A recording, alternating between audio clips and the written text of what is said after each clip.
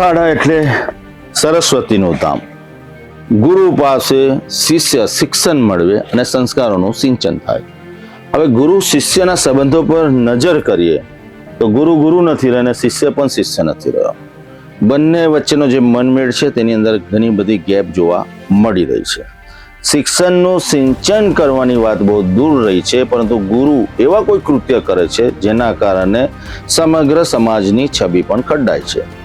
આવી ઘટનાઓ જ્યારે વારંવાર પ્રકાશમાં આવતી હોય ત્યારે ચોક્કસપણે એવું કહી શકાય કે ગુરુ શિષ્યના સંબંધો પર ગંભીર પ્રશ્ન છે અને સમાજ કઈ તરફ જઈ રહ્યો છે, કારણ કે શિક્ષકો જ હવે શિક્ષક નથી રહ્યા. મહત્વની વાત છે કે શિક્ષણ મંત્રાલય પણ એવા લોકોના હાથમાં સોંપવામાં આવે છે જે પોતે શિક્ષિત નથી અથવા તેમને સમગ્ર શિક્ષણ મંત્રાલય ચલાવી શકશે એટલો અભ્યાસ પણ કદાચ નહીં કર્યો હોય. પરંતુ આ તો નેતાજીનું અગડમ બગડમ છે. હવે આમાંથી જ આપણે કંઈ છીનવાનું છે અને છીનીને બહાર કાઢવાનું છે. ઘણી ઘટનાઓ ચોંકાવનારી હોઈ શકે છે, પરંતુ સરકારી શાળાઓમાં શિક્ષકના પગાર અધધ છે અને શિક્ષણ આપવાનું એટલે કે સિંચન કરવા માટે કંજુસાઈ છે. ગીર સોમનાથના ઉના તાલુકાની એક સરકારી શાળાનો વિવાદાસ્પદ કિસ્સો સામે આવ્યો છે. એ જોઈને સાંભળીને ચોક્કસપણે ચોંકી જવાય. એક શિક્ષકે હદ વટાવી દીધી જ્યારે શિષ્ય પાસે આ શિક્ષકે દારૂ મંગાવ્યો. દારૂની બોટલ મંગાવતાની સાથે જ આ વાત વાયુવેગે પ્રસરી ગઈ. ગ્રામજનોમાં, વાલીઓમાં અને અન્ય લોકોમાં ભારે રોષની લાગણી જોવા મળી રહી છે. આ શિક્ષક હવે કેવી રીતના જે પોતાના શિષ્યો છે તેમાં શિક્ષણનું સિંચન કરશે એ ખબર પડતી નથી, પરંતુ આ બધું જ તંત્રનું અગડમ બગડમ છે.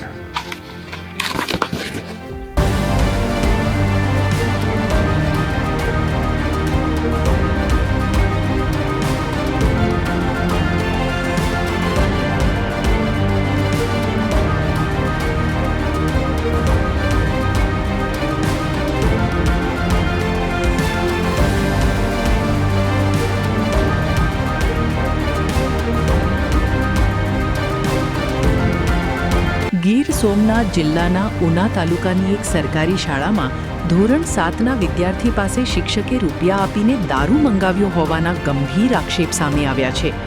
મળતી માહિતી મુજબ વિદ્યાર્થી પાસેથી દારૂની બોટલ અને વધેલી રકમ મળી આવતા સમગ્ર મામલો પ્રકાશમાં આવ્યો હતો. ઘટનાએ શિક્ષણ જગત અને સ્થાનિક વાલીઓમાં ભારે ચિંતા ઊભી કરી છે.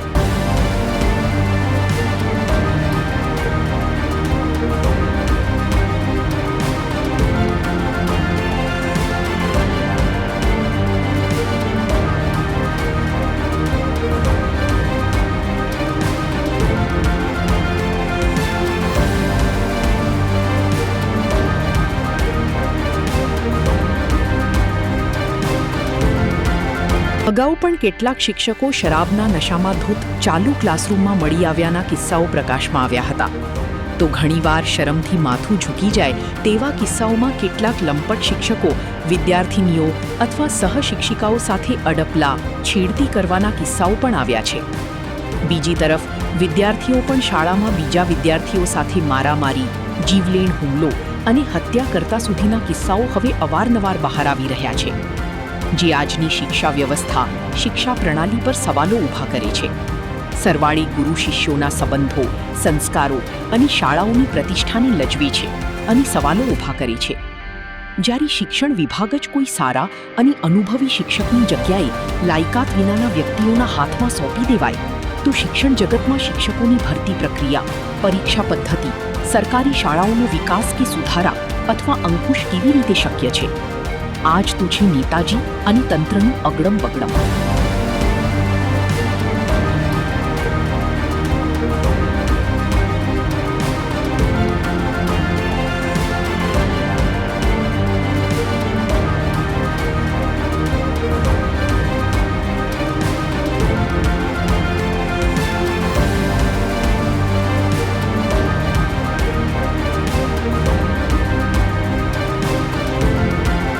ઘટના સામે આવતા શિક્ષણ વિભાગે તાત્કાલિક ખાતાકીય તપાસ શરૂ કરી છે. 13 જુલાઈએ સંબંધિત શિક્ષકની રૂબરૂ સુનાવણી યોજાનાર છે. તપાસ દરમિયાન સીસીટીવી ફૂટેજ, વિદ્યાર્થીના નિવેદન અને અન્ય પુરાવાના આધારે સમગ્ર ઘટનાની તપાસ કરવામાં આવશે.